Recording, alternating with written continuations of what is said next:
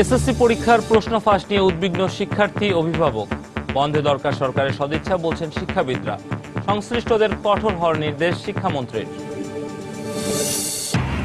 বন্দরনগরী চট্টগ্রাম যাচ্ছেন প্রধানমন্ত্রী শেখ হাসিনা। উদ্বোধন করবেন ৬টি উন্নয়ন প্রকল্প ও চট্টগ্রাম চেম্বার অব কমার্সের ওয়ার্ল্ড ট্রেড সেন্টার। অবৈধভাবে লাগানো বিলবোর্ড অপসারণ করায় আগের রূপে ফিরতে শুরু করেছে প্রকৃতির অপার লীলাভূমি চট্টগ্রাম। দেখা মিলছে পাহাড়ি সৌন্দর্যের। তাপমাত্রা কমে যাওয়ায় বেড়ে গেছে শীতজনিত রোগীর সংখ্যা। নিউমোনিয়া ছাড়াও ডায়রিয়ায় আক্রান্ত হচ্ছে শিশুরা। বাড়তি যত্নের পরামর্শ চিকিৎসক। এবং মেধা বিকাশে উদ্যোগের অভাব আছে সরকারি পর্যায়ে, অভিযোগ শারীরিক প্রতিবন্ধীদের। বেসরকারি প্রতিষ্ঠান ও কর্পোরেট ব্যক্তিদের এগিয়ে আসার আহ্বান।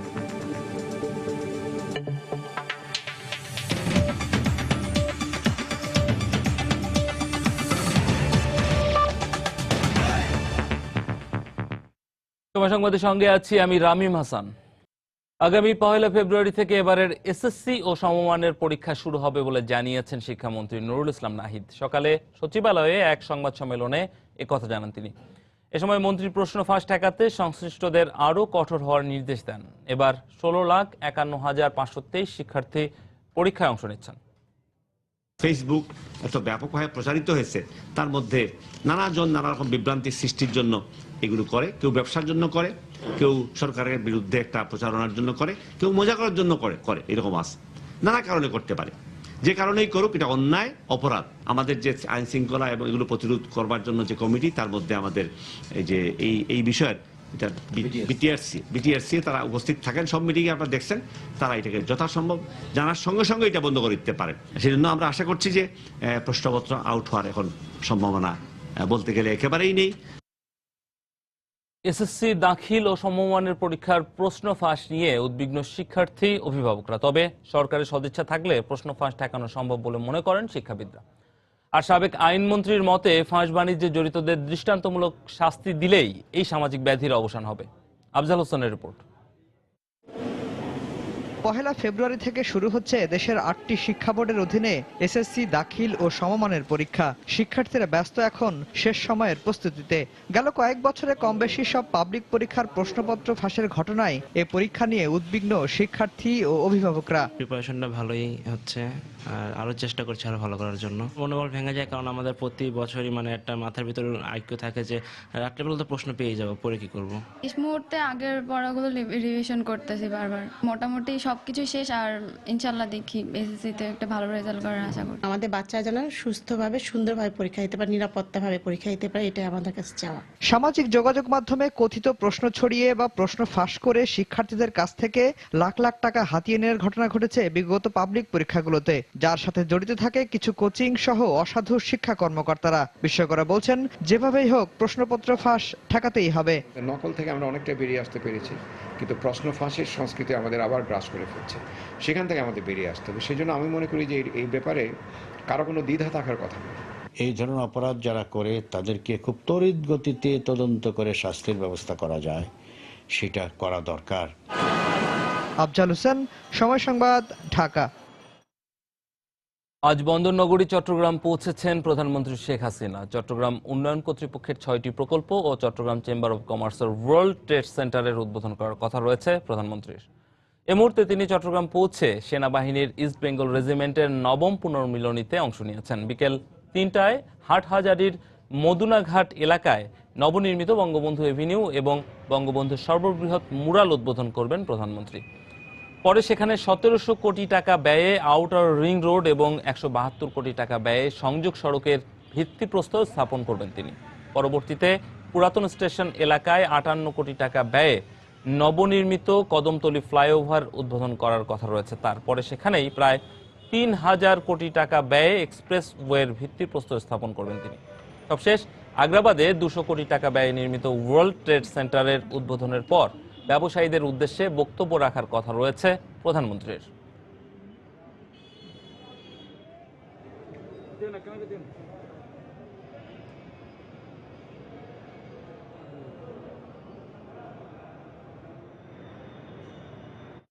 দর্শক, এই মুহূর্তে চট্টগ্রাম সেনানিবাসে আছেন আমাদের রিপোর্টার শাহ আলী জয়। সরাসরি তার কাছে চলে যাচ্ছে।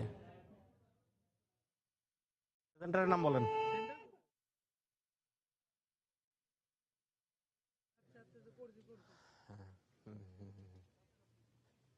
রামিম, আপনাকে জানিয়ে রাখি যে ইস্ট বেঙ্গল রেজিমেন্ট যেটি রয়েছে তার পুনর্মিলনী অনুষ্ঠানে যোগ দেওয়ার জন্য কিন্তু এই মুহূর্তে চট্টগ্রাম সেনানিবাসে এসে উপস্থিত হয়েছেন প্রধানমন্ত্রী শেখ হাসিনা।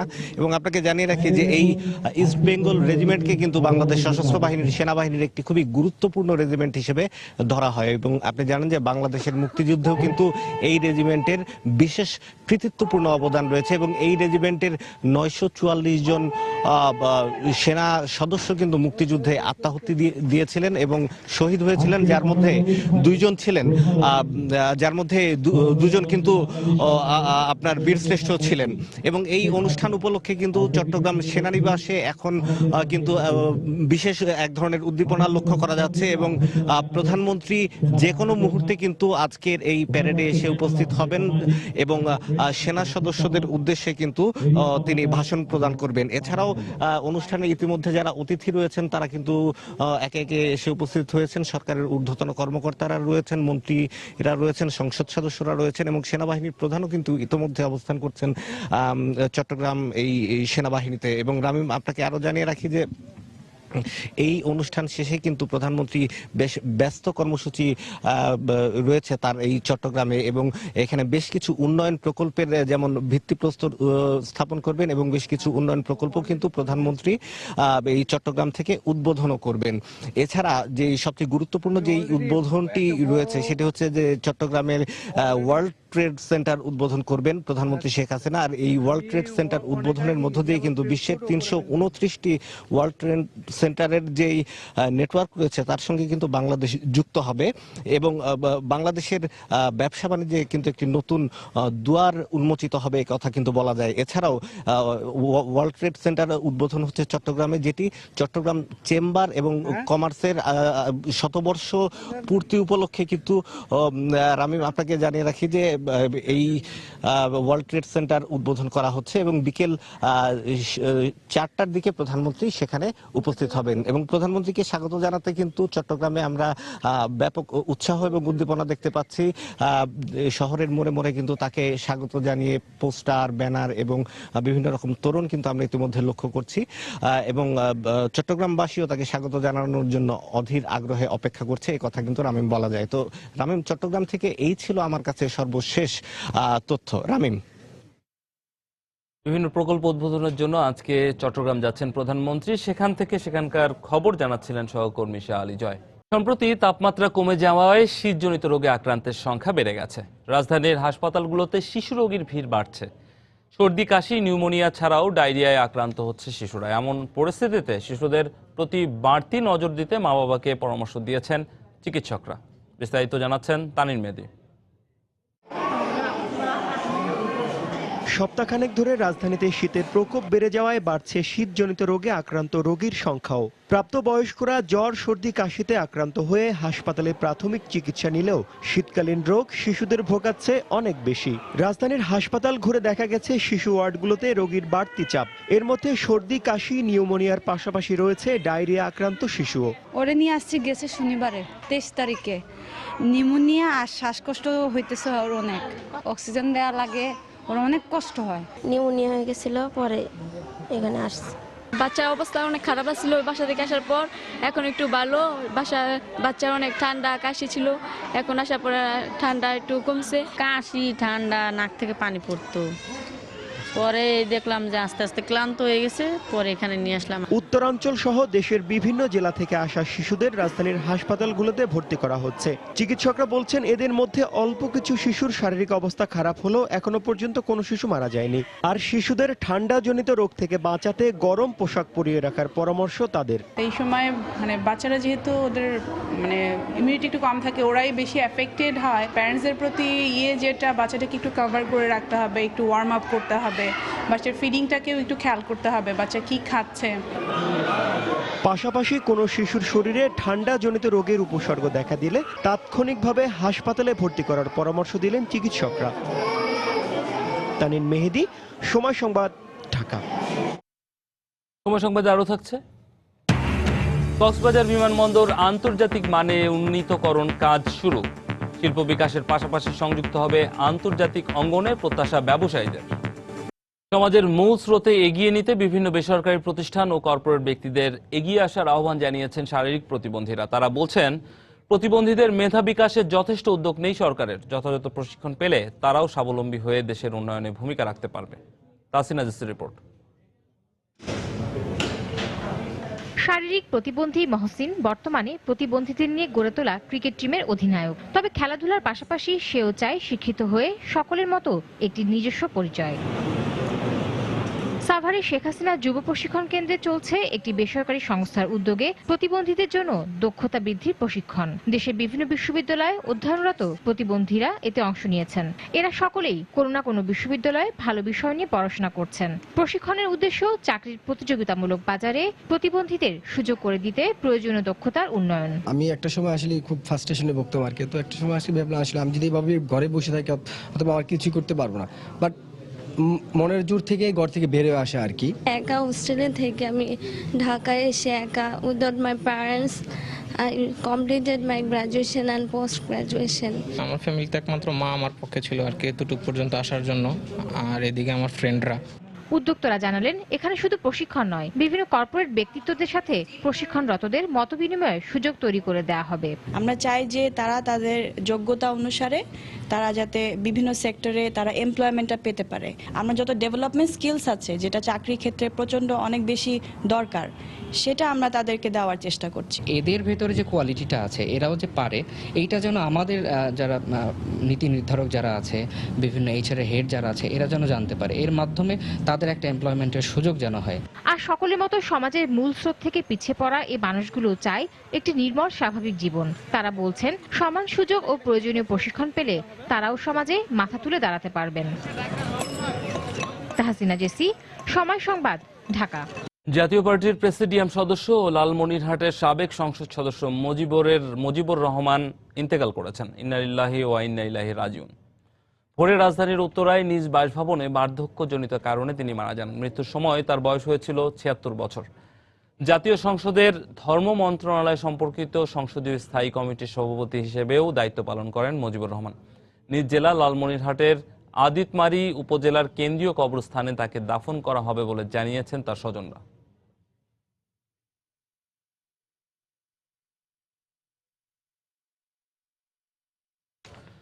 বিশ্বের দীর্ঘতম সমুদ্র সৈকতের শহর কক্সবাজার।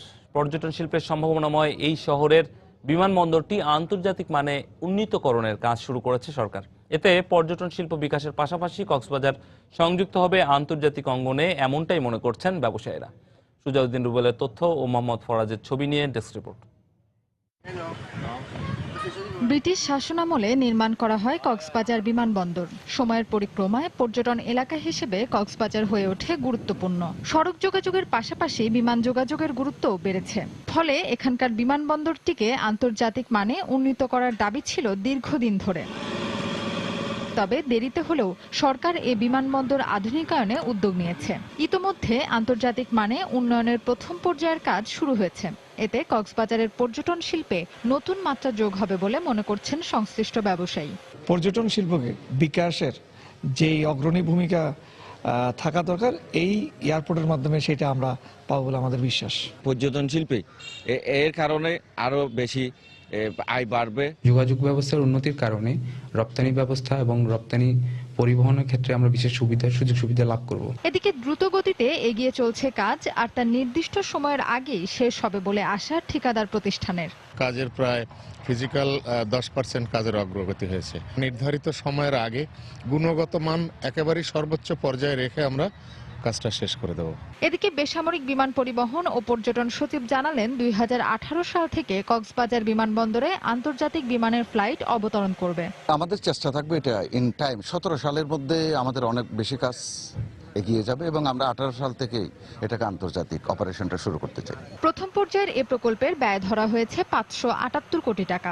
প্রথম পর্যায়ের কাজ শেষে দ্বিতীয় পর্যায়ের কাজের প্রকল্পও ইতোমধ্যে একনেকের সভায় অনুমোদন হয়েছে। সময় সংবাদ, কক্সবাজার। ধীরে ধীরে আগের রূপে ফিরতে শুরু করেছে প্রকৃতির অপার লীলাভূমি চট্টগ্রাম। স্পষ্ট দেখা যাচ্ছে দীর্ঘদিন ধরে চোখের আড়ালে থাকা পাহাড়ি সৌন্দর্য। মূলত নগর জুড়ে থাকা অবৈধ বিলবোর্ডগুলো অপসারণ করায় এই অবস্থা ফিরে আসছে চট্টগ্রামে। বিস্তারিত জানাচ্ছেন পার্থ প্রতিম বিশ্বাস। 2 সপ্তাহ আগেও দানবাকৃতির বিলবোর্ডের কারণে বন্দরনগরীর রাস্তার দুপাশের কোনো সৌন্দর্যই চোখে পড়তো না। হারিয়ে যেতে বসেছিল নগরীর প্রাকৃতিক রূপ। সড়কে চলার পথে চারিদিকে শুধু চোখে পড়তো পাহাড় আর রাস্তা দখল করে লাগানো বিলবোর্ড। ফলে নগরবাসী বঞ্চিত হচ্ছিল উন্মুক্ত নীল আকাশ আর সবুজের সমারোহ প্রত্যক্ষ করার সুযোগ থেকে। তবে দীর্ঘদিন পর হলেও নগরীর হারানো সৌন্দর্য ফিরিয়ে আনতে বিলবোর্ড অপসারণে টানা অভিযানে নেমেছে সিটি কর্পোরেশন। ইতিমধ্যে আমি অনেকগুলো বিলবোর্ড কেটেছি এবং এটি একটা অব্যাহত থাকবে এবং প্রতিদিনই প্রতি রাত্রি কিন্তু আমি বিলবোর্ড কাটছি। একদিকে চলছে বিলবোর্ড অপসারণ, অন্যদিকে গ্রিন সিটি ক্লিন সিটি এই স্লোগানকে সামনে রেখে নগরীর 41টি ওয়ার্ডকে সবুজে সাজাতে কাজ শুরু হয়েছে। চট্টগ্রামের যে মিড আইল্যান্ডগুলো আছে সবগুলো আমরা বাগানের মাধ্যমে এবং লাইটিং এর মাধ্যমে আমরা আমাদের এই এলাকাগুলো এবং এই শহরটাকে নান্দনিক শহরে পরিণত করার একটা চেষ্টা করছি। আর এই সৌন্দর্যকে টিকিয়ে রাখতে হলে দক্ষ লোকের সমন্বয়ে সিটি কর্পোরেশনের নিয়ন্ত্রণকারী দপ্তর খোলার আহ্বান এই নগর পরিকল্পনাবিদের। যদি একটি নিয়ন্ত্রণকারী দপ্তর খোলেন, যেই দপ্তর দক্ষতার সাথে এই দায়িত্বটি পালন করে, অর্থাৎ দক্ষ লোকও যদি সেখানে থাকে, আমার মনে হয় ভবিষ্যতে এটাকে সাস্টেইন করানো সম্ভব হবে। 10,000-এর বেশি ছোট বড় বিলবোর্ড ইউনিপোল ঢেকে রেখেছিল পুরো নগরীকে। গত কয়েকদিনে টানা অভিযানে অন্তত 5,000 বিলবোর্ড অপসারণ করা হয়েছে। পার্থ প্রতিম বিশ্বাস, সময় সংবাদ, চট্টগ্রাম। সময় সংবাদে আরো থাকছে, স্কটল্যান্ডের বিপক্ষে ম্যাচের আগে নিজেদের ঝালিয়ে নিচ্ছে বাংলাদেশের যুবারা। সঞ্জিতের বোলিং অ্যাকশন নিয়ে প্রশ্ন ওঠায় বিকল্প খুঁজছে টিম ম্যানেজমেন্ট। বাংলাদেশের মতো উন্নয়নশীল দেশের নারীদের মৃত্যুর অন্যতম কারণ জরায়ু মুখে ক্যান্সার। বাংলাদেশে ক্যান্সার আক্রান্ত নারীদের শতকরা 30 ভাগই জরায়ু মুখের ক্যান্সারের শিকার। প্রতি বছর নতুন করে 12,000 নারী এই রোগে আক্রান্ত হয়। মূলত অসচেতনতা এবং রোগের বিষয়ে অহেতুক লজ্জার কারণেই এই রোগের আক্রান্তের সংখ্যা বাড়ছে বলে মত বিশেষজ্ঞ চিকিৎসকদের। জরায়ু মুখে ক্যান্সারের বিষয়ে সচেতনতা বাড়াতে centre for cancer prevention and research CCPR এর উদ্যোগে আয়োজিত পদযাত্রায় শুরুতে অবস্থান সমাবেশ থেকে বিশেষজ্ঞ চিকিৎসকরা এসব তথ্য দেন। শাহবাগ থেকে শুরু হয়ে এই পদযাত্রা শেষ হয় মিরপুর 10-এ গিয়ে। স্বাধীনতা ও মুক্তিযুদ্ধ নিয়ে কেউ কোনো ধরনের বিতর্ক সৃষ্টির অপচেষ্টা করলেই তার বিরুদ্ধে আইনানুগ ব্যবস্থা নেওয়া হবে বলে জানিয়েছেন আওয়ামী লীগের যুগ্ম সাধারণ সম্পাদক মাহবুবুল আলম হানিফ। সকালে ধানমন্ডিতে দলের সভাপতির কার্যালয়ে আয়োজিত ব্রিফিংয়ে কথা বলেন তিনি। বর্তমান সরকারের সফলতা ও উন্নয়ন কর্মকাণ্ডে ঈর্ষান্বিত হয়ে বিএনপি জামায়াত চক্র দেশকে অস্থিতিশীল করার পায়তারা করছে বলেও মন্তব্য করেন হানিফ। দেশের মানুষ জননেত্রী শেখ হাসিনার প্রতি এখনো যেরকম আস্থা ব্যক্ত করেছেন, ভবিষ্যতেও আজীবন জননেত্রী শেখ হাসিনার প্রতি আস্থা ব্যক্ত করে যাবেন। এই আশঙ্কায় দেশকে অস্থিতিশীল করার জন্য দেশের মধ্যে নতুন করে বিতর্ক সৃষ্টি করে একটা গভীর ষড়যন্ত্রের মধ্য দিয়ে সরকারের বিরুদ্ধে ষড়যন্ত্র করে অপতৎপরতার জন্যই এই ধরনের বিতর্ক সৃষ্টি করা হচ্ছে। দেশবাসীকে এ ব্যাপারে সতর্ক করে দিতে চাই। পাশাপাশি আমরা বিএনপি জামাত সেই অপশক্তিকে আমরা পরিষ্কারভাবে হুঁশিয়ারি করে দিতে চাই। মুক্তিযুদ্ধের মীমাংসিত বিষয়গুলি নিয়ে বিতর্ক সৃষ্টি করে জাতির মধ্যে কোনো বিভক্তি করার বা অস্থিতিশীল পরিবেশ সৃষ্টি করার কোনো অশুভ চক্রান্ত এটা সুফল বয়ে আনবে না। ভবিষ্যতে যদি এই ধরনের কোনো অপচেষ্টা করা হয় তাহলে যারা এই ধরনের কর্মকাণ্ড করবে তাদের বিরুদ্ধে দেশ বিরোধী এবং স্বাধীনতা বিরোধী অপকর্মের জন্য তাদের আইনের কাঠগড়ায় দাঁড়াতে হবে। দর্শক, এই মুহূর্তে চট্টগ্রাম সেনাকুঞ্জে ইস্ট বেঙ্গল রেজিমেন্টের 9ম পুনর্মিলনী অনুষ্ঠানে কথা বলছেন প্রধানমন্ত্রী শেখ হাসিনা। আমরা সরাসরি চলে যাচ্ছি সেখানে।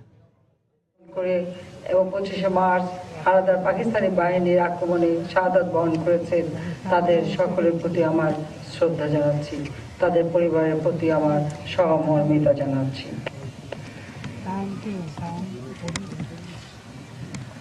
ইস্ট বেঙ্গল রেজিমেন্ট অত্যন্ত গুরুত্বপূর্ণ, আর বিশেষ করে আমার কাছে, কারণ আমার 2 ভাই শহীদ কামাল ইস্ট বেঙ্গল রেজিমেন্ট ও শহীদ 2nd লেফটেন্যান্ট শেখ জামাল 2য় ইস্ট বেঙ্গল রেজিমেন্টের অফিসার ছিল, দুজনেই মুক্তিযোদ্ধা ছিলেন। কামাল মুক্তিযুদ্ধে প্রশিক্ষণ নিয়ে 9 অক্টোবর 1971 সালে কমিশন লাভ করেন, আর জামাল রয়্যাল মিলিটারি একাডেমি স্যান্ডহার্স্ট থেকে প্রশিক্ষণ নিয়ে 28শে জুন 1975 সালে কমিশন লাভ করেছিল। দ্বিতীয় ইস্ট বেঙ্গল রেজিমেন্টে যোগ দেন এবং জীবনের শেষ মুহূর্ত পর্যন্ত এখানেই কর্মরত ছিলেন। কিন্তু দুঃখের বিষয় 15 আগস্ট আমি আমার পরিবারের একমাত্র ছোট বোন ছাড়া সকল সদস্যকে হারিয়েছি। কাজে এখানে এলে অবশ্যই সকল সদস্যের সাথে সাথে ভাইদের কথাও মনে পড়ে। ইস্ট বেঙ্গল রেজিমেন্টের 5টি ব্যাটালিয়ন আমাদের মুক্তি সংগ্রামে সরাসরি অংশগ্রহণ করেছে এবং জাতির পিতা বঙ্গবন্ধু শেখ মুজিবুর রহমান এরই স্বীকৃতি স্বরূপ এই সকল ইউনিটের সকল সদস্যদের ইউনিফর্মে রেড পাইপিং পড়ার নির্দেশ দিয়েছিলেন। ইস্ট বেঙ্গলের সকল সদস্যের কাছে নিঃসন্দেহে যা ছিল অত্যন্ত গৌরবের বিষয়। বাংলাদেশ সেনাবাহিনী এদেশের জনগণেরই অংশ। ইস্ট বেঙ্গল রেজিমেন্ট এ বাহিনীর প্রধান অঙ্গ। দেশের স্বাধীনতা সার্বভৌমত্বকে সুরক্ষা দানের পাশাপাশি এই রেজিমেন্টের সদস্যগণ সবসময় জনগণের পাশে দাঁড়ান। প্রাকৃতিক দুর্যোগ মোকাবেলা, অবকাঠামো নির্মাণ বা অন্যান্য জাতি গঠনমূলক বিভিন্ন কাজে তাদের অবদান সবসময় ভূয়সী প্রশংসা লাভ করে। শুধু দেশের অভ্যন্তরে নয়, সেই সাথে সাথে বিদেশেও যেমন শান্তি রক্ষা মিশনেও বিরাট অবদান রেখে যাচ্ছেন অত্যন্ত সততা, নিষ্ঠা, দক্ষতার সাথে। ঐতিহ্যবাহী রেজিমেন্টের সদস্য হিসেবে আপনাদের উপর রয়েছে বিরাট দায়িত্ব। শান্তিতে সমরে আপনাদের উপর ন্যস্ত মহান দায়িত্ব পালনের কঠোর প্রশিক্ষণের মাধ্যমে নিজেদেরকে সবসময় যোগ্য করে গড়ে তুলবেন। আপনাদের কঠোর পরিশ্রম, অক্লান্ত প্রচেষ্টা, কর্তব্যনিষ্ঠা দিয়ে এই রেজিমেন্টের গৌরব ও ঐতিহ্যকে উত্তরোত্তর সমৃদ্ধ করার প্রচেষ্টায় নিয়োজিত আপনারা আছেন। আর এই জন্য সেনাবাহিনী উন্নয়নে আমাদের সরকার সবসময় আন্তরিক। উপস্থিত সুধী মণ্ডলী, জাতির পিতার নেতৃত্বে আওয়ামী লীগ এদেশের স্বাধীনতা অর্জন করেছে। কাজে আওয়ামী লীগ যখনই ক্ষমতায় আসে তখনই সেনাবাহিনীর উন্নয়ন করে। সশস্ত্র বাহিনীকে যুগোপযোগী করা, আধুনিক প্রশিক্ষণে প্রশিক্ষিত করা, আধুনিক অস্ত্রশস্ত্র সরঞ্জামাদি দিয়ে আরো উন্নত মানের করা, এটা আমাদের লক্ষ্য। বাংলাদেশে এখন 16 কোটি মানুষ।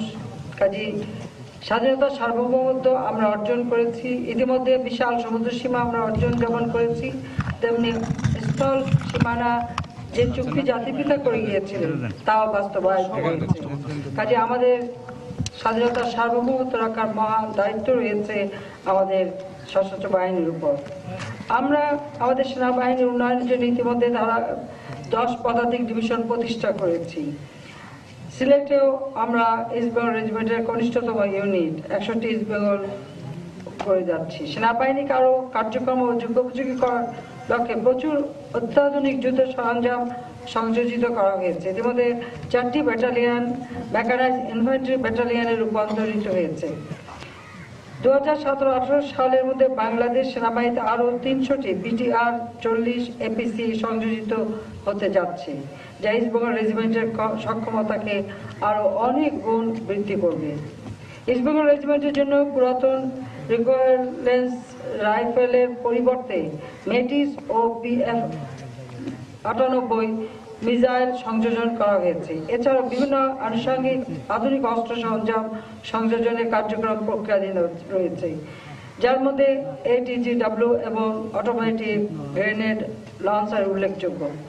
পাশাপাশি আধুনিক পদাতিক বাহিনীর প্রতিটি সদস্যকে সুসজ্জিত করার জন্য night vision goggles, GPS, head to head communication set, bullet proof jacket, helmet প্রভৃতি সংযুক্তি প্রক্রিয়া চলমান এবং ইতিমধ্যে কিছু করা হয়েছে। কাজে আমাদের সবসময় লক্ষ্য যে দেশকে যেমন আমরা উন্নত করছি, সেই সাথে সাথে আমাদের সশস্ত্র বাহিনীর উন্নতি করা। একটা কথা সবসময় মনে রাখতে হবে যে আপনারা এদেশের সন্তান, এদেশের গ্রামে গঞ্জে ছড়িয়ে আছে আপনারই আপনজন। কাজে এই বাংলাদেশের প্রতিটি মানুষের কল্যাণ করা এটা আপনাদের দায়িত্ব। চট্টগ্রাম সেনাকুঞ্জে বক্তব্য রাখছিলেন প্রধানমন্ত্রী শেখ হাসিনা। পারিবারিক যে কোনো ধরনের নির্যাতন মামলার জট কমিয়ে আনতে উদ্যোগ নিয়েছে ব্রাহ্মণবাড়িয়া জেলা পুলিশ।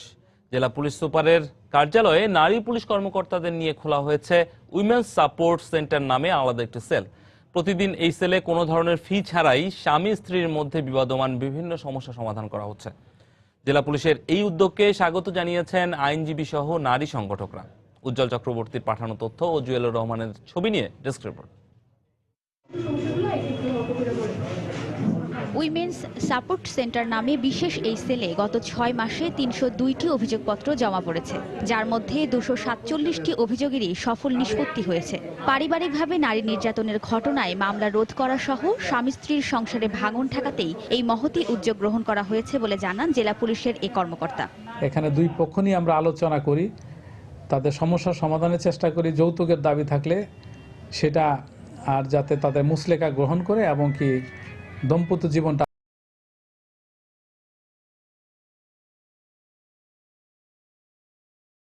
সেন্টারে এসে বেশ উপকার পাচ্ছেন তারা। আমার স্বামী নেশা করতো, অনেক রাফতে চলাফেরা করতো, আমার অত্যাচার করতো। তারপরে আমি এখানে আসছি, আইসা সেটা অনেক সমাধান হয়েছে। কোটি এটা গেলে অনেকটা খরচ, অল্প টাকায় যাতে আমি এটা মীমাংসা করতে পারি, তাই তাদের কাছে আসছি। শাশুড়ির বাড়ির একটা ঝগড়া ছিল, স্বামী নিত না, মানে জুতো কেড়িয়ে নিয়ে। তারপর আমি থানার মধ্যে গেছি, আমার কোনো দাম দিচ্ছে না, নাইছি পরে আমি অনেক উপকার পাইছি। নারী নেত্রীরা জানান এই সাপোর্ট সেন্টারের ফলে জেলার নির্যাতিতা নারীদের থানায় বা আদালতে গিয়ে হয়রানির শিকার হতে হচ্ছে না। তাই সাপোর্ট সেন্টারটির নিয়মিত তদারকির দাবি জানান তারা। উইমেন সাপোর্ট সেন্টারটাকে যদি আরো ভালো মনিটরিং করা যায়, সকলে মিলে যদি মনিটরিং করে, তাহলে আশা করি এটা আরো ভালো কাজ করবে। নারী নির্যাতনের মামলা কমে যাওয়ায় জেলা পুলিশের এই উদ্যোগকে স্বাগত জানিয়েছেন আইনজীবীরাও। অনেক মামলা কমে গেছে, মামলার চাপ কমেছে এবং মামলা আমাদের দ্রুত নিষ্পত্তি করতেছি। এই ব্যক্তিটাকে যদি পুলিশ কেন, আমরা আইনজীবী সহ যারাই সামাজিক দৃষ্টিকোণ থেকে এটা বিচার বিশ্লেষণ করি, এটা একটা মহৎ উদ্যোগ। জেলা পুলিশের পক্ষ থেকে 2 জন মহিলা উপপরিদর্শক, 2 জন সহকারী মহিলা উপপরিদর্শক এবং 2 জন মহিলা পুলিশ কনস্টেবল নিয়ে এই উইমেন্স সাপোর্ট সেন্টার গঠন করা হয়েছে। সময় সংবাদ, ব্রাহ্মণবাড়িয়া। ঢাকা আন্তর্জাতিক বাণিজ্য মেলার 30তম দিন আজ। এই মুহূর্তে রাজধানীর শেরেবাংলা নগরের মেলা প্রাঙ্গণে রয়েছেন সহকর্মী মোস্তফা মাহবুব। বিস্তারিত জানতে সরাসরি চলে যাচ্ছি তার কাছে। মাহবুব। রামিম, যেমনটা আমি এ সময়ের বাণিজ্যেও কিন্তু জানিয়েছিলাম যে আজকে বেলা যত বাড়ছে ততই কিন্তু বাণিজ্য মেলায় দর্শনার্থীদের কিন্তু ভিড় বাড়ছে।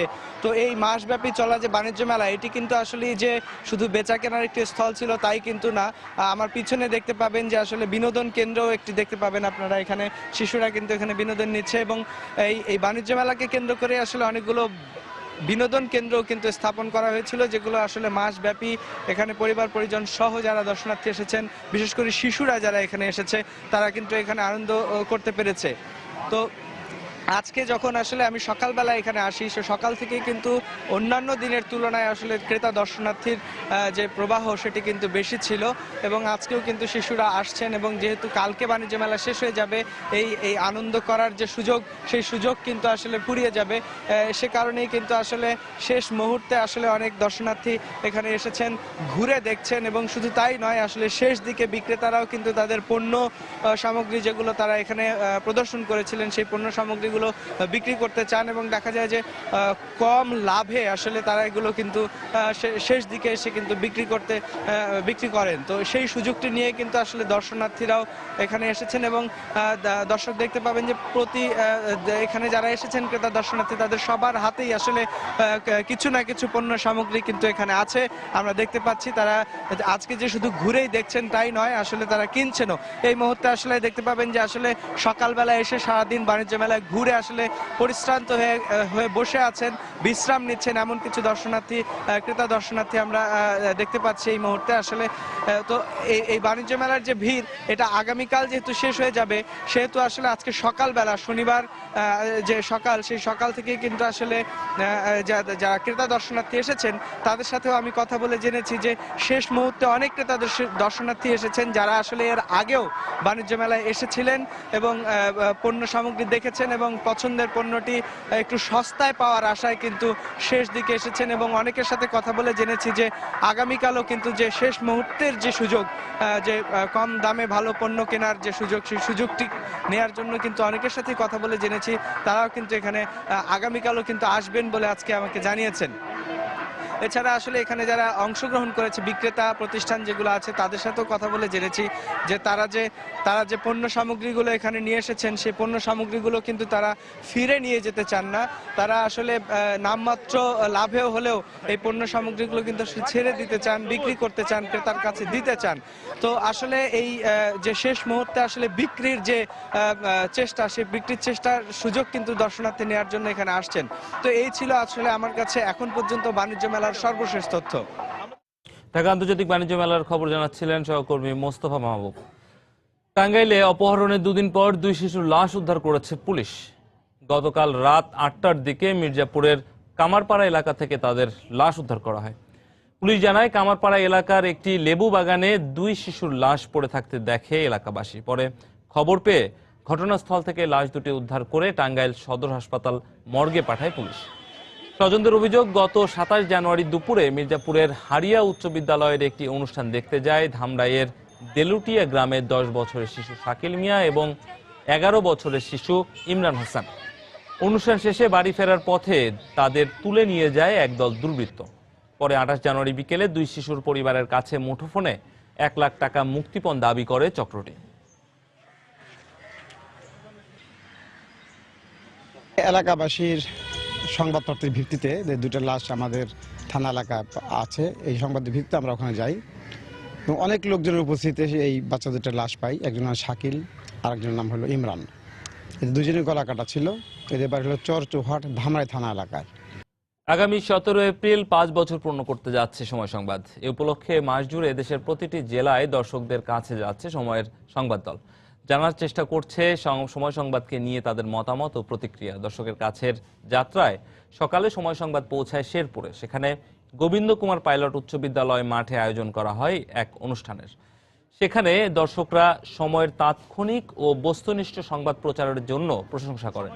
এছাড়া বিভিন্ন গুরুত্বপূর্ণ ইস্যু নিয়ে কাজ করার জন্য সময় সংবাদকে ধন্যবাদ দেন তারা। পাশাপাশি শেরপুরের ঐতিহ্য তুলে ধরা সহ বিভিন্ন বিশেষ করে নারী বিষয়ক সংবাদ প্রচারের অনুরোধ জানায় তারা।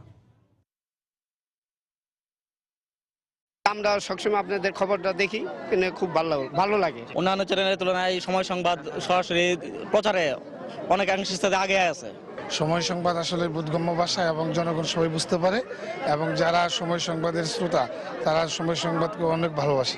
সময় পত্রিকা যে প্রতিবেদন দেয় অত্যন্ত আমরা উপকৃত হই। শেরপুরের জন্য এখানে হইল কয়েকটা পিকনিক স্পট আছে, এই বিষয়গুলো চিত্রায়িত করলে তুলে ধরলে আমরা খুব শেরপুরবাসী খুব আনন্দিত হই। গ্রামগঞ্জে সেই খেলাধুলার অনুষ্ঠানগুলোতে জেলা ভিত্তিক এবং উপজেলা ভিত্তিক যে খেলাধুলাগুলো হয়, সেই খেলাধুলা খবরগুলো যেন বেশি বেশি প্রচার হয়। অল্প সময়ের মধ্যে গণমানুষের কথা বলে গণমানুষের চিন্তা চেতনাকে তারা প্রচার করে অল্প সময়ের মধ্যে মানুষের মন জয় করেছে।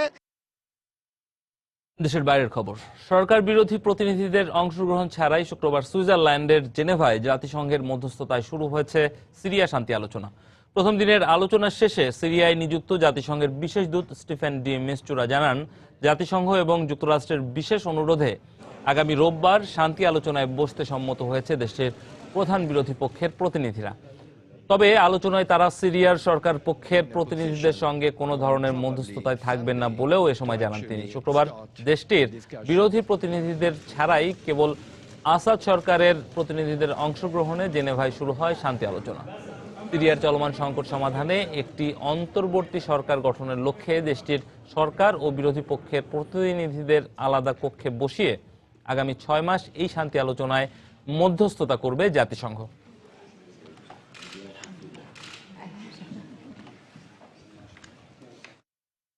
চীনের শ্যানডং প্রদেশের জিপসাম খনিতে আটকে পড়ার 36 দিন পর 4 শ্রমিককে জীবিত উদ্ধারের ঘটনা দেশটির খনি দুর্ঘটনার ইতিহাসে সবচেয়ে বেশি দিন পর উদ্ধারের তৃতীয় ঘটনা। এ নিয়ে খনিটি থেকে এ পর্যন্ত 15 জনকে জীবিত উদ্ধার করা হলো। এছাড়া এখনও নিখোঁজ রয়েছেন 13 শ্রমিক, যাদের কেউই আর বেঁচে নেই বলে আশঙ্কা করা হচ্ছে। দীর্ঘ 36 দিনের প্রচেষ্টা আর রুদ্ধশ্বাস অভিযান শেষে খনির ভেতর থেকে যখন একে একে বের হয়ে আসছিলেন আটকে পড়া শ্রমিকরা, তাদের চোখে মুখে ছিল স্বস্তির ছাপ। এ যেন পুনরায় ফিরে পাওয়া এক নতুন জীবন। প্রায় 2 ঘন্টা চেষ্টা চালিয়ে ভূপৃষ্ঠের প্রায় 200 মিটার নিচ থেকে একটি বিশেষ ক্যাপসুলে করে উদ্ধার করা হয় 4 শ্রমিক হাও ঝিচেং, লি কিউশেং, গুয়ান কিংজি এবং হুয়া মিংজিকে। উদ্ধারের পরপরই স্বাস্থ্য পরীক্ষার জন্য তাদেরকে নিয়ে যাওয়া হয় স্থানীয় একটি হাসপাতালে। এই মুহূর্তে উদ্ধার হওয়া 4 শ্রমিকের সবার অবস্থাই স্থিতিশীল রয়েছে, তবে একজনের বাঁ পায়ে কিছুটা চির লক্ষ্য করেছি আমরা। তাদের সবাই যাতে শারীরিক এবং মানসিকভাবে দ্রুত সুস্থ হয়ে উঠতে পারেন সেজন্য প্রয়োজনীয় সব ব্যবস্থা গ্রহণ করা হয়েছে। গত 25 ডিসেম্বর জিপসাম খনিটিতে ধসের ঘটনায় আটকা পড়েন 29 শ্রমিক। সে সময় 11 জনকে জীবিত উদ্ধার এবং একজনকে মৃত ঘোষণা করা হয়। আর বাকি 13 জন শ্রমিকের ভাগ্যে কি ঘটেছে তা এখনো অনিশ্চিত। ঘটনার দুদিনের মাথায় একটি কুয়ায় ঝাঁপ দিয়ে আত্মহত্যা করেন খনির মালিক। এরপর গত 30 ডিসেম্বর উদ্ধারকারীরা জীবিত 4 শ্রমিককে শনাক্ত করলে 8 জানুয়ারি তাদের সঙ্গে যোগাযোগ স্থাপনে সক্ষম হন তারা। এরপর একটি ছোট্ট সুড়ঙ্গের মাধ্যমে 4 শ্রমিকের কাছে পানি ও তরল খাবার এবং আলোর জন্য বাতি পাঠানো হয়। এদিকে নিখোঁজ 13 শ্রমিকের খোঁজে উদ্ধার অভিযান অব্যাহত থাকবে বলে জানিয়েছে কর্তৃপক্ষ। সেই সঙ্গে খনি ধসের কারণ অনুসন্ধানে তদন্ত চলছে বলেও এ সময় জানান তারা। অন্যয় কর্মকার, সময় সংবাদ। জিকা ভাইরাসের সংক্রমণ ঠেকাতে মশা নিধনের বিষয়ে পুরো বিশ্বে সম্মিলিত পদক্ষেপ নেওয়া জরুরি বলে মন্তব্য করেছেন ব্রাজিলের প্রেসিডেন্ট দিলমা রৌসেফ। আর তা না হলে জিকা ভাইরাসের কাছে হেরে যাওয়ার আশঙ্কা তার। এদিকে পেরু ও নিউজিল্যান্ডে প্রথমবারের মতো জিকা ভাইরাসের সংক্রমণের খবর পাওয়া গেছে। আর প্রতিষেধক আবিষ্কারে যৌথভাবে কাজ করার কথা জানিয়েছেন ব্রাজিল ও মার্কিন গবেষকরা। জিকা ভাইরাসের আতঙ্কে পুরো ব্রাজিল। গর্ভাবস্থায় এই ভাইরাসে আক্রান্ত নারীরা ছোট মাথার শিশুর জন্ম দেবার আশঙ্কা থাকায় উদ্বেগের সীমা নেই দেশটির অন্তঃসত্ত্বা নারীদের। আমি খুবই আতঙ্কের মধ্যে দিন কাটাচ্ছিলাম, ভয়ে ছিলাম এরই মধ্যে আমাকে জিকা ভাইরাস আক্রমণ করেছে কিনা। কিন্তু সৃষ্টিকর্তার কাছে ধন্যবাদ, রক্ত পরীক্ষায় তেমন কিছুই ধরা পড়েনি। জিকা ভাইরাসকে একটি বৈশ্বিক ইস্যু হিসেবে আখ্যা দিয়েছেন ব্রাজিলের প্রেসিডেন্ট দিলমা রৌসেফ। এর সংক্রমণ ঠেকাতে পুরো বিশ্বে সম্মিলিত পদক্ষেপ নেওয়া জরুরি বলে মন্তব্য করে তিনি বলেন, এর ব্যতিক্রম হলে জিকা ভাইরাসের বিরুদ্ধে যুদ্ধে পরাজয় বরণ করতে হবে। জিকা ভাইরাস এখন কেবল ব্রাজিলের একার দুশ্চিন্তার বিষয় নয়, এটা ল্যাটিন আমেরিকার দেশগুলোর পর গোটা বিশ্বেই ছড়িয়ে পড়তে শুরু করেছে। এই বিষয়ে আমাদের যে তিক্ত অভিজ্ঞতা হয়েছে তা থেকে সবার শিক্ষা নেওয়া দরকার। ভেনেজুয়েলায় জিকা ভাইরাসে আক্রান্ত রোগীর সংখ্যা এখন 4700। আর নতুন করে স্নায়বিক সমস্যা, চিকিৎসা বিজ্ঞানে যাকে বলা হয় গুলেনবেরি, সেই রোগের লক্ষণ পাওয়া গেছে দেশটির বেশ কিছু মানুষের দেহে। দেশটির স্বাস্থ্য মন্ত্রণালয় বলছে এর কারণও মশাবাহিত জিকা ভাইরাস। এদিকে নিউজিল্যান্ড ও পেরুতে প্রথমবারের মতো জিকা ভাইরাস শনাক্ত করা হয়েছে। আর নতুন করে আরো 4 জনের শরীরে জিকা ভাইরাসের উপস্থিতি নিশ্চিত করেছে কানাডা। ভাইরাসের বিস্তার রোধে সতর্কতামূলক ব্যবস্থা গ্রহণ করেছে দেশগুলো। এডিস মশার কারণে জিকা ভাইরাসের সংক্রমণ ঘটে। এতদিন এমন ধারণা থাকলেও ব্রাজিলের গবেষকদের আশঙ্কা সাধারণ মশার কামড়েও এই ভাইরাসের সংক্রমণ হতে পারে। এমন অবস্থায় জিকা ভাইরাসের প্রতিষেধক আবিষ্কারে একযুগে কাজ করার কথা জানিয়েছেন ব্রাজিল ও যুক্তরাষ্ট্রের গবেষকরা। জাহিদুর রহমান, সময় সংবাদ। অনূর্ধ্ব-19 বিশ্বকাপ ক্রিকেটের খবর। আগামীকাল স্কটল্যান্ডের বিপক্ষে গ্রুপ পর্বে নিজেদের দ্বিতীয় ম্যাচে মাঠে নামবে বাংলাদেশ অনূর্ধ্ব-19 ক্রিকেট দল। কক্সবাজারের শেখ কামাল আন্তর্জাতিক ক্রিকেট স্টেডিয়ামে সকাল 9টায় শুরু হবে 2 দলের ম্যাচ। গ্রুপ এর ম্যাচে দক্ষিণ আফ্রিকার বিপক্ষে জয় পেয়ে আসরের শুরুটা দুর্দান্ত করেছে টাইগার যুবারা। অন্যদিকে নামিবিয়ার বিপক্ষে জয় পেয়ে স্কটল্যান্ডও আছে দারুণ ছন্দে। তাই স্কটিশদের মোটেও ছোট করে দেখছে না মিরাজের দল, বরং প্রথম ম্যাচের মতো এই ম্যাচেও জয় তুলে নিতে ম্যাচের আগে নিজেদের ব্যাটিং, বোলিং ও ফিল্ডিং বিভাগে আরও বেশি করে ঝালিয়ে নিচ্ছে স্বাগতিক যুবারা। সকাল থেকেই শেখ কামাল স্টেডিয়ামে কুয়াশা ভেজা মাঠে অনুশীলনে ব্যস্ত সময় কাটান পিনাক ঘোষরা। এদিকে বোলিং অ্যাকশনে আইসিসির সন্দেহের কারণে দলে সানজিদ সাহার না খেলার আশঙ্কা সৃষ্টি হলেও আপাতত তাকে নিয়েই মূল একাদশ সাজানোর পরিকল্পনা করছে কোচ।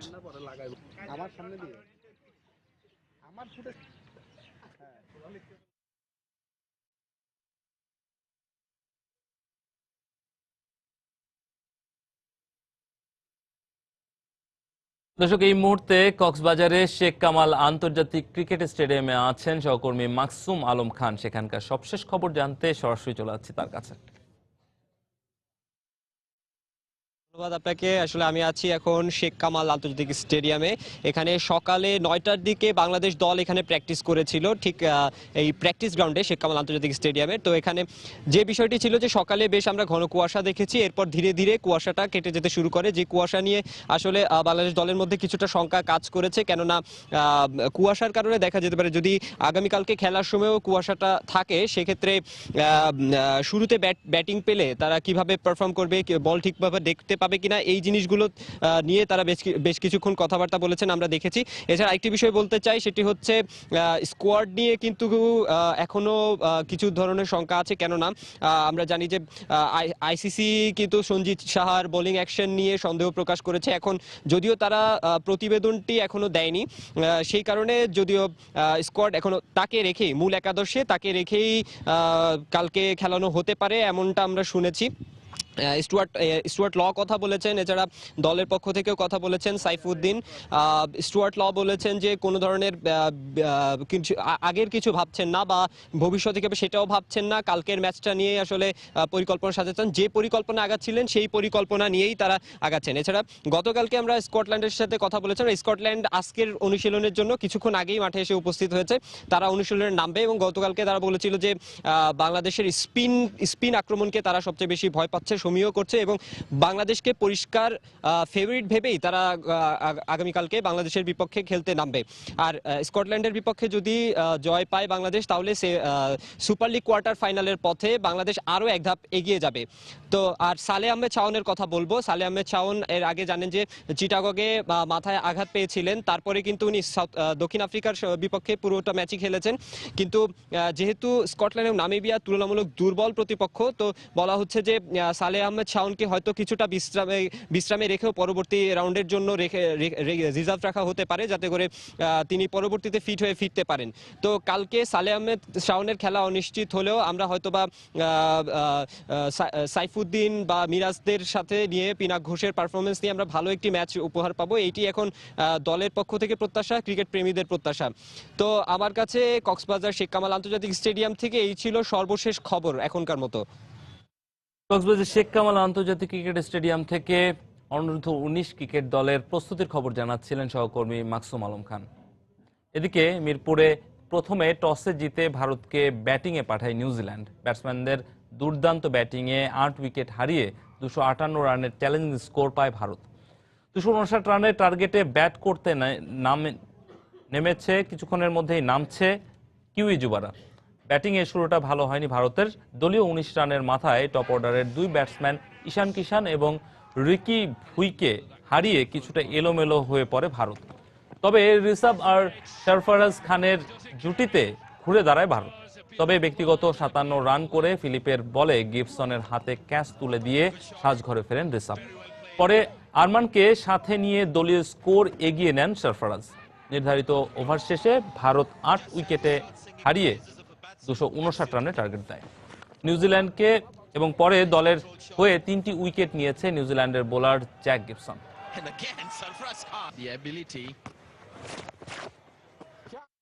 এ পর্যায়ে শীর্ষ সংবাদ জানিয়ে দিচ্ছি আরেকবার।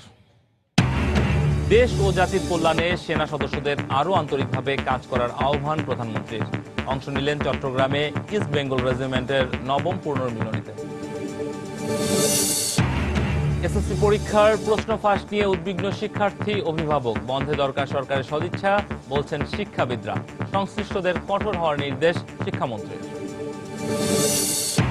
অবৈধভাবে লাগানো বিলবোর্ড অপসারণ করায় আগের রূপে ফিরতে শুরু করেছে প্রকৃতির অপরূপ লীলাভূমি চট্টগ্রাম। দেখা মিলছে পাহাড়ি সৌন্দর্যের। তাপমাত্রা কমে যাওয়ায় বেড়ে গেছে শীতজনিত রোগীর সংখ্যা। নিউমোনিয়া ছাড়াও ডায়রিয়ায় আক্রান্ত হচ্ছে শিশুরা। বাড়তি যত্নের পরামর্শ চিকিৎসকদের। এবং মেধা বিকাশে উদ্যোগের অভাব আছে সরকারি পর্যায়ে, অভিযোগ শারীরিক প্রতিবন্ধীদের। বেসরকারি প্রতিষ্ঠান ও কর্পোরেট ব্যক্তিদের এগিয়ে আসার আহ্বান। এই ছিল এখনকার মতো। যে কোনো খবর পেতে ভিজিট করুন সময়নিউজ.tv। যে কোনো বাংলা লিংক, রবি ও সিটিসেল নম্বর থেকে সময় সংবাদের খবর অনুষ্ঠান সম্পর্কে জানতে এবং যে কোনো তথ্য সময় সংবাদকে জানাতে ডায়াল করুন 1624 নম্বর। এছাড়া এই মাত্র পাওয়া খবর মোবাইলে পেতে SMS করুন *SN লিখে পাঠিয়ে দিন 1624 নম্বর। আর সঙ্গে থাকুন সময়।